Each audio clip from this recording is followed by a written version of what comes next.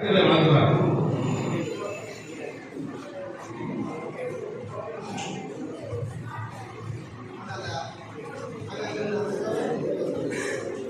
विराट विश्व ब्रह्मणे नमः।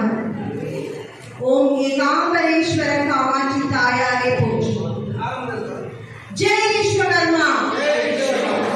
சத்தம் பத்தல, நம்ம இங்க போடுற சத்தம் கோட்டைக்கு கேட்கணும்।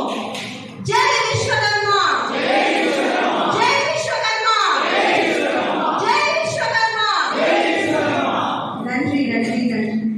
விஸ்வ பாரத் மக்கள் கட்சியின் தேசிய பொதுச் செயலாளர் நமது ஸ்ரீல ஸ்ரீ சிவசண்முகசுந்தர மாமுனி சுவாமிகள் அவர்களின் தலைமையில் நமது தலைவர் வேலுமணி வில்வராஜன் அவர்களின் தலைமையிலும் நமது பொருளாளர் சிவராஜ் அவர்களின் தலைமையிலும் இந்த இலவச வீட்டுமனை பட்டா நமது விஸ்வகர்மா பெண்களுக்காக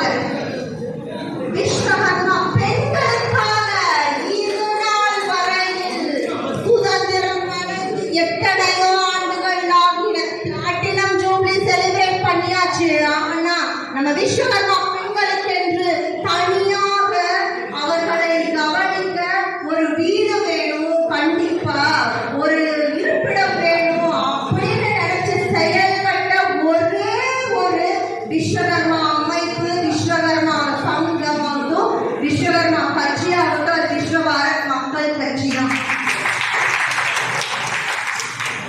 அதற்கு இந்த நேரத்துல எங்களுடைய நிறுவன தலைவர், ஏன்னா இந்த கட்சியை அறுபாடுபட்டு ரெஜிஸ்டர் பண்ணி தேர்தல் ஆணையத்துல பதிவு பண்ண தமிழ்நாட்டில் உள்ள ஒரே ஒரு விஸ்வகர்மா கட்சி என்பது விஸ்வ பாரத் மக்கள் கட்சி மட்டுமே. இந்த விஸ்வ பாரத் மக்கள் கட்சி நமது விஸ்வகர்மா சமுதாய கட்சியை பதிவு செய்ய தேர்தல் ஆணையத்தில் பதிவு செய்த ஒரே ஒரு நபர் நமது நிறுவன தலைவர் வில்வராஜன் ஐயா அவர்களை நினைவு கூர்ந்து எனது உரையை தொடங்குகிறேன். நம்ம விஸ்வகர்மா சமுதாயம் என்பது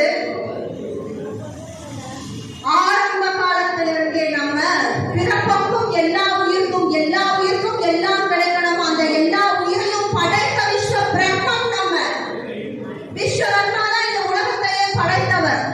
அதிலிருந்து தோன்றியவர்கள் தான் நம்ம ஐந்தொழிலாளர்கள். மனு மயா பிரஷ்டா சில்பி விஸ்வக்ஞான 5 தொழில் செய்யறவங்க நம்ம இல்லைன்னா எந்த ஒரு தொழிலுக்கும் அச்சாணி கிடையாது. அச்சாணியை உருவாக்குனதும் நாம தான். திருக்குறள் எழுதிய திருவள்ளுவர் எழுதிய எழுத்தாணியை உருவாக்குனதும் நம்ம விஸ்வகர்மா தான். ஆனா இன்னைக்கு நம்மளுடைய நிலைமை என்ன? நம்ம பெண்கள், நம்ம பாபுஜி சுவாமிகள் அவர்கள் சொன்ன மாதிரி தங்க வேலை செஞ்சுட்டு இருந்த பொம்பளைங்க கழுத்துல இப்ப தாமரை தோங்கிட்டு இருக்கா இல்லையா? எத்தனை பேர் நம்ம பார்க்கிறோம்? வீடு இல்ல, ஏன் வீடு இல்ல? நமக்கு விஸ்வகர்மா காலனி அன்றைய காலத்தில் ஒதுக்கி கொடுத்திருந்தார்கள். இப்போது எங்க போச்சு விஸ்வகர்மா காலனி? கேன்சல் பண்ணிட்டாங்க. ஏன் கேன்சல் பண்ணாங்க?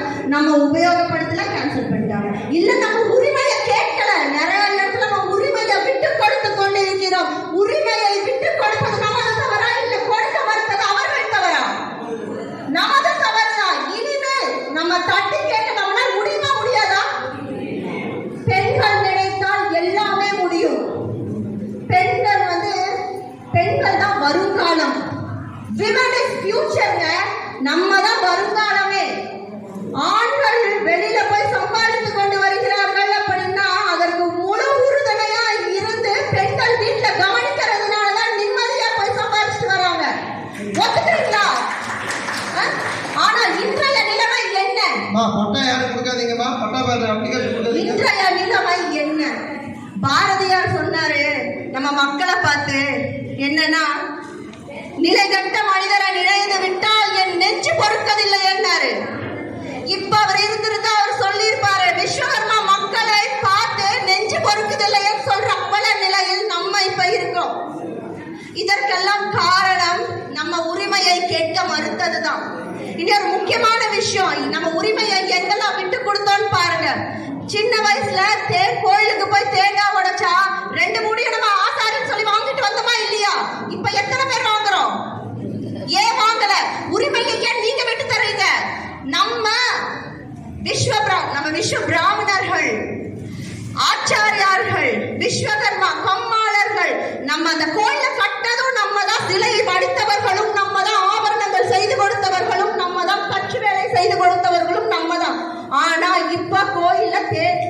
பூஜை பண்றது மட்டும் வேற ஒருத்தவங்க. அவங்களுக்கு நம்ம தான் விட்டு